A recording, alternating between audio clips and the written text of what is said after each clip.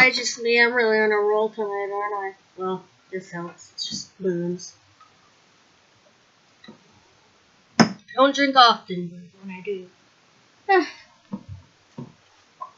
Where was I last time? Oh, yeah, okay. Precious says, forgetting her trouble for a minute.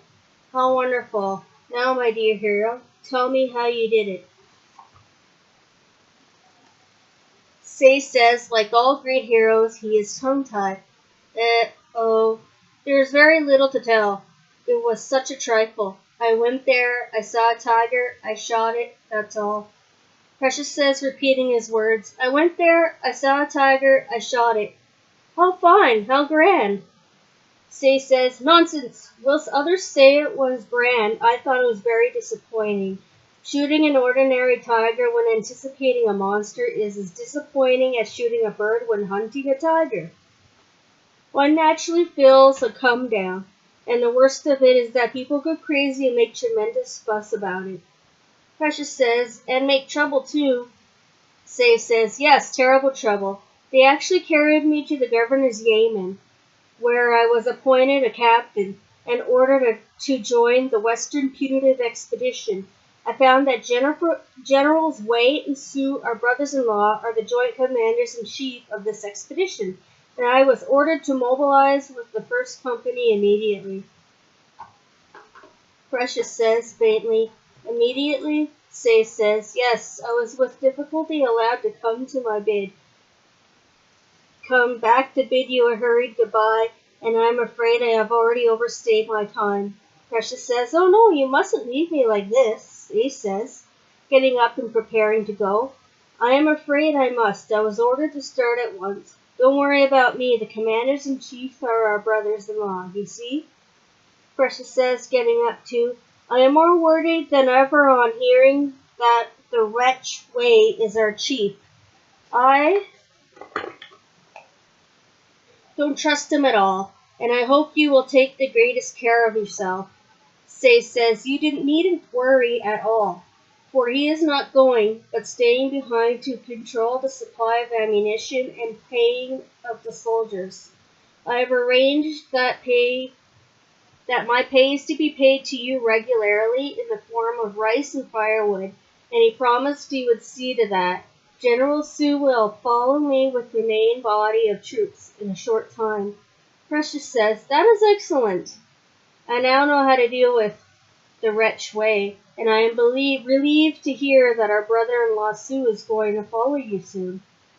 A voice off stage, dear eldest brother Say, the troops are waiting for you. Say, calling out, thank you, I will come at once.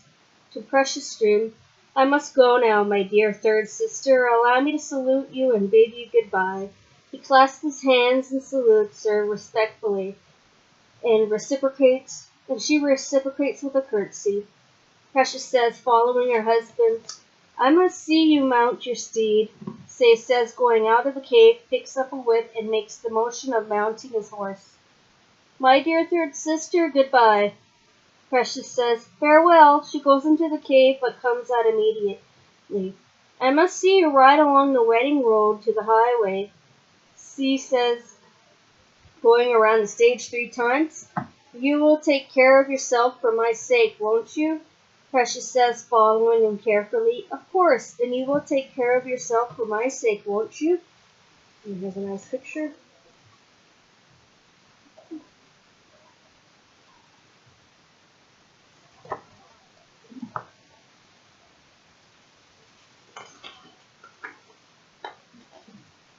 Say says, of course. A voice off stage. Aren't you coming, dear eldest brother Say? We are waiting for you. Say says, calling out, I am coming, to Precious Stream. Now please go back, my dear third sister. Precious says, no, not until we reach the highway. They go around the stage 3 times again. Say says, here is the highway. Go back and have a good rest. Precious says, taking hold of the reins of his horse, do let me follow you for another short distance. Say says, no, no, although I can't bear to leave you, but we must part sooner or later. The load is rough, and you are already tired. Please go back and rest. Precious says, obstinately, No, no, I must see you off from the camp. Say says, impossible, that's too far for you. Precious says, I must. She holds the reins tightly in her hand. A voice off stage, we are starting, dear sister, brother, Say. Say calling out, I come, pointing to a corner behind Precious Steam. There is your sister coming. Precious Steam turns back but still keeps her hand tightly on the reins. Say draws out a sword with which she cuts the reins and then gallops away.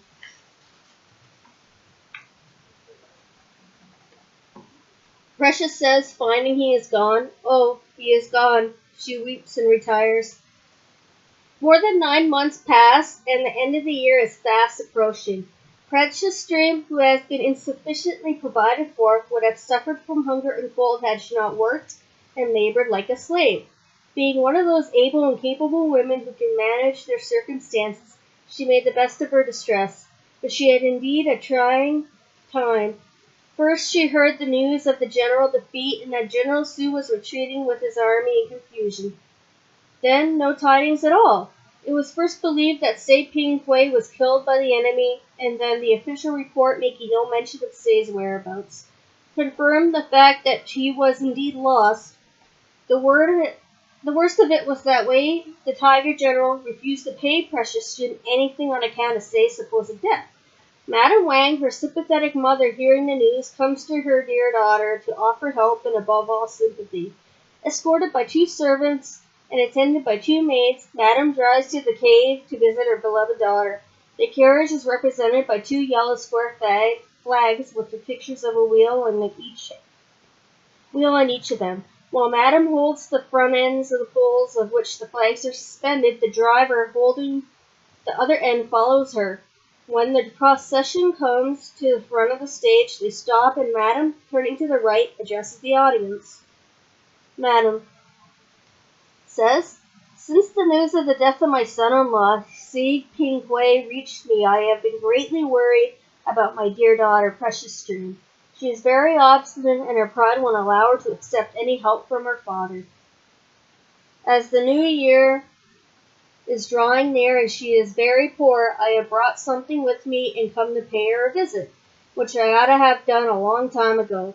We must be near the place now. It's not far from here. Is it, driver? The driver says, no, madam. Madam says, faster, please. The driver says, yes, madam. They go around the stage a few times and arrive at the door of the cave. The first servant points to the door. First servant, this is the cave, madam.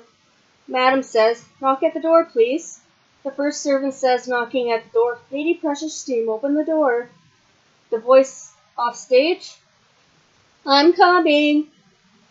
Precious Stream, in her ordinary working attire with a cloth tied around her head, which indicates she is ill, comes from the right. Her appearance shows that she has made herself ill by overwork. Her gait, too, is unsteady, knowing her weakness. Her eyebrows meet tightly together as if in pain, and her eyes are dull and spiritless. She advances slowly to the center of the stage. Precious says, when I am reclining on my bed, taking a little rest, I suddenly heard someone knocking at my door. It is perhaps some neighbors coming to inquire after my health. Since my husband's departure, I have no news from him. The terrible rumor about him makes me weep with my eyes out in spite of not believing it. She calls out, who is knocking? The first servant says, open the door, please, Lady Precious Stream. Madam, your mother has come to visit you. Precious says, frightened, this will kill me. How can I face my mother? Oh, my dear, dear mother. She opens the door, goes out, and embraces her mother. Madam says, fondling her, my Precious Stream. Precious says, my mother? Madam, my daughter. Precious says, how have I longed to see you, mother? Madam says, and I too see you too. But what changed? You, such a sweet-looking, innocent little lamb, have now become a hollow-faced, starved-looking, ordinary person. Oh, I cannot bear this. When you were with us, you were always attended by servants and accompanied by maids. When you were tired of staying in your boudoir, you could have a little walk in the garden. And now no servants, no maids, no decent room, no garden. How can you bear it? And worst of it, you have no company, and at night the lonely candle and your own shadow are your only companions. This cave cannot protect you from the old cold. How can you remain in such a wretched place? You, who are my favorite daughter of His Excellency the Prime Minister. She weeps. Precious says, Dear mother, please don't cry. Listen to your ill-fated daughter. Fate favored my eldest. Another nice picture. Look, can you see it? There we go. Precious says, Dear mother, please don't cry. Listen to your ill-fated daughter. Fate favored my eldest and my second sister, so they married great and rich men. But your third daughter, destined to be unfortunate, has married a beggar. It takes all kinds of people to make a world, so there is no use in grumbling. If everyone were to be an official, then who would till the ground? Madam says, I am not grumbling about your fate. I only regret that my husband has been unkind. He has two kinds of treatment for his three daughters. Though he used to say that to him were dearer than all, yet the way he treats you and your husband is a shame. I love the other two daughters, but I love you much the best. I am getting old and I have aged greatly this year. The remainder of my declining years may be compared to a candle exposed to the wind, which is very soon extinguished. To see you makes me feel young again. My spirits rejoice like a dry, fading plant revived by spring rain. Precious says, Dear mother, allow me to kneel down and pay my respects to you. Madam says, stopping her, No, you mustn't stand on ceremony. Precious says, kneeling down and kowtowing, Your unfilial daughter has neglected you too long to be pardoned. Let her redeem her sin by kneeling before you to beg forgiveness. Madam says, taking her into the arms again, Don't, my darling. It's your forgiveness that we should all beg.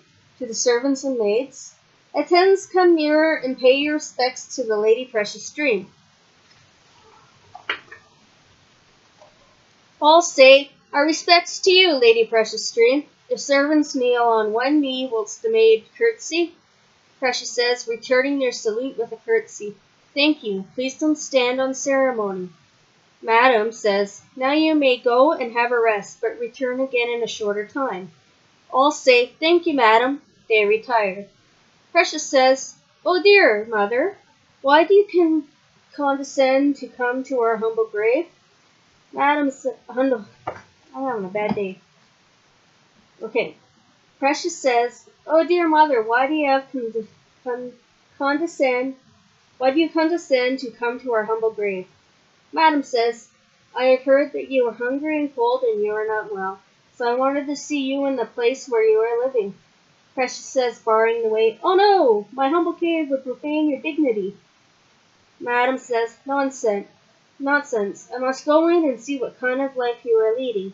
Precious says, It's a small, wretched hole and would only make you feel uncomfortable. Madam says firmly, The place where my daughter can live for nearly a year is at least good enough for me to visit. Precious says, giving in, Then let me go in first and have the place tidied for you. Madam says, No, I want to see it just as it is. Lead the way, my darling. They turn and enter the cave. Precious says, Mind the steps, dear mother. Madam says, looking around, So this is your place. Oh, you silly darling, fancy you're forsaking your beautifully decorated boudoir and would be coming to this horrible cave? How could you? Precious says, offering her a broken chair, Make yourself comfortable in this poor chair, dear mother. I am afraid I have no tea or refreshments to offer you except for some poor rice. She takes a small bowl and a pair of chopsticks and presents them to Madam. Madam, receiving them and putting them down after a glance at them, Fancy you're sacrificing the delicacies you enjoy for this poor stuff. How could you? Now, sit yourself down. Precious says, sitting on the left side, Thank you, dear mother. After those delicacies, this plain fare seemed to be very palatable to me. Madam says, You are undernourished. That's why you're ill. Precious says, Indeed, it is not a question of food. The wretched way told me that my husband had been killed. It was this news that sent me to bed. Madam says, This news may be false, darling. Precious says, Oh yes, I don't believe it at all. But still, it makes me feel wretched. The father sends agents to try to persuade me to marry again, which makes me feel worse. Madame Furious says, "The old rascal. He'll wish he'd never been born again, and I've done talking to him tonight." Precious says, "Oh no, please don't quarrel with my father on my account. It will only increase my sin against filial piety." Madam says, "Very well then. He has you to thank if I let him off. How are you feeling now?" Precious says, "You see, I have already recovered at the sight of you." Madam says, "But this is not a place for convalescence. Now be reasonable and come back with your mother to our house where you need not worry about anything, and we'll have plenty to eat and plenty to wear." Precious says, "No, dear mother. I made a solemn wager with my father, confirming it by clapping our hands together 3 times, that I would never return, and I shall abide by that and never return to the Prime Minister's house until we are quite rich and prosperous." Madam says, "But you will be starved if you stay here." Precious says, "I'd rather starve here than go back." Madam says, "Foolish child." Precious says, "I am too proud to lower my flag of independence." Madam says, "Nonsense. Now tell me, when did you last hear from your husband?" Precious says, clearing her throat, "I have never heard from him since his departure. The official news declared that there was a general defeat, after which all the troops were ordered to retreat within the pass as quickly as possible. The army was in great confusion, and many officers who went to the front before the rest were cut off before they could return through the pass. Not long ago, when the troops of the western region retired, our search party returned with the report that my husband was among those who were killed." Madam says, "Oh, my dear, let us hope that he has escaped somehow and will return safe and sound." Precious says, "Thank you, dear mother, but I hoped he would return victorious." Madam says, "You can't expect that now." Precious says, "To return as a deserter or to escape a prisoner would be worse than not to return at all." Madam says, astonished, "Oh, brave girl, what is it to be done now? I think the best way for you is to come back with me, and if your father tries to say anything against you, he will have me to deal with." Precious says, determined, "No, I'm afraid you'll have to go back alone, dear mother, and if father refers to me, tell him to regard me as dead, or still better, regard me as never having been born." Madam says, "Don't be stupid, don't be worried, don't cry all the time, don't mind your father, don't think about your husband, come to your mother. The place where your mother is the place for you, and the place where your mother goes is the place where you should go. Your mother will respect you. No one will dare to say a word against you, and when your mother dies, you will be her chief mourner, won't you?" Precious says, of course, but I can't go with you." Madam says, "And when your father dies, don't mourn for him, and don't weep for him at all." Precious says, coaxing her, No, I won't. No, I won't weep for him at all. It is you and only you whom I love and whom I will mourn and weep for. Do you feel satisfied now?" Madam says, "Yes, but since you refuse to go with me, I will stay with you here instead." Precious says, frightened, "Oh no, this is not a place for you to stay." Madam says, "I am determined. The place where my darling may live is at least good enough for me to stay a few nights." Precious says, troubled, pacing the stage, "This will never do. This will never do." Madam says, "You can't force me to go." The servants, maids, and the driver return. They stand quietly at the outside of the cave.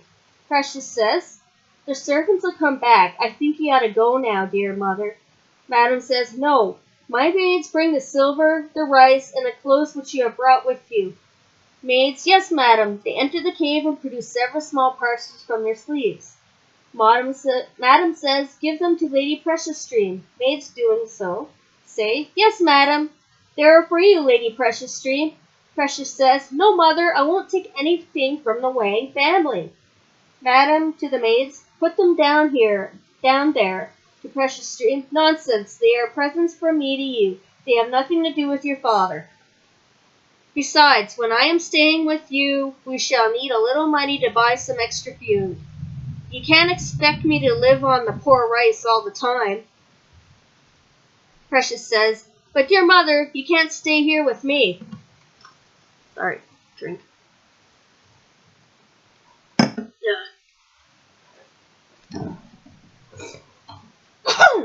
Sorry about that.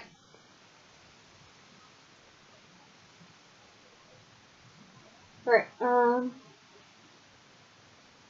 Madam says, cannot I? You will see. To the servants and maids, all of you may go home now, for I am going to stay a few nights here with Lady Precious Stream. Oh, yes, madam. The maids go out of the cave to join all the servants and the driver. They all prepare to depart. Precious says to all, wait, please. Aside to herself, what shall I do? She taps her forehead with her fingers. Ah, I have it. To madam, well, mother, I have changed my mind. I agreed to return with you rather than to let you stay here with me. Madam says, please. That's a good girl. To the servants, prepare the carriage for us. To Precious Stream, then come at once. She gets up and starts.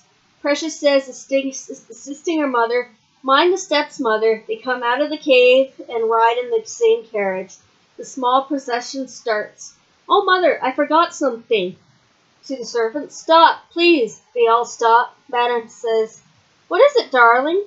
Precious says, I forgot to lock the cave door. Madam says, never mind. I will tell the maid to lock it for you.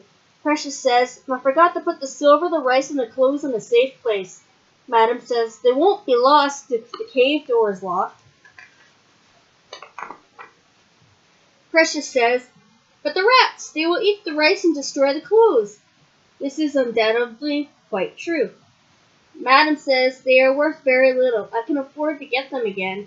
Precious says, I can't allow anything for my dear mother to be destroyed. I won't be a moment. Madam says, then be quick. She lets her daughter get out of the carriage. Precious says, running into the cave and closing the door quickly, Mother, I'm not going back with you. And for my infidel conduct, I am kneeling inside the cave. She kneels and weeps aloud.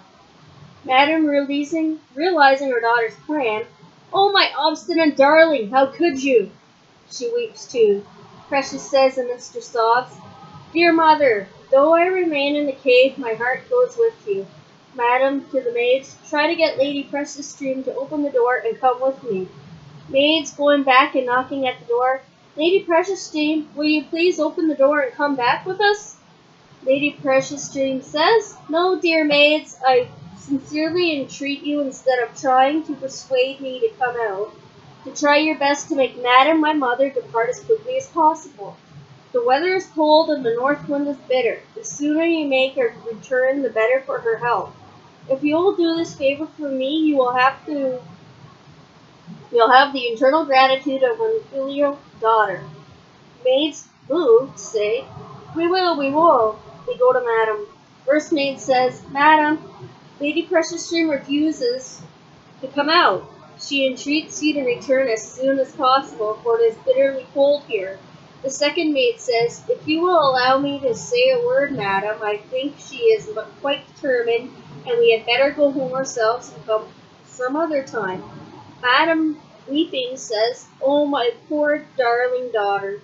Precious says, weeping, oh, my poor darling mother. First maid to the servants, I think we had better start at once. The small procession starts again, with Madam crying in the carriage, and proceeds on its way. Precious says, crying all the time, oh, she is gone. She gets up and retires. And that is the end of Act 2. Put that $20 bill back in. Alright. Thank you for listening. Pardon that little quirk. Alright, have a good night.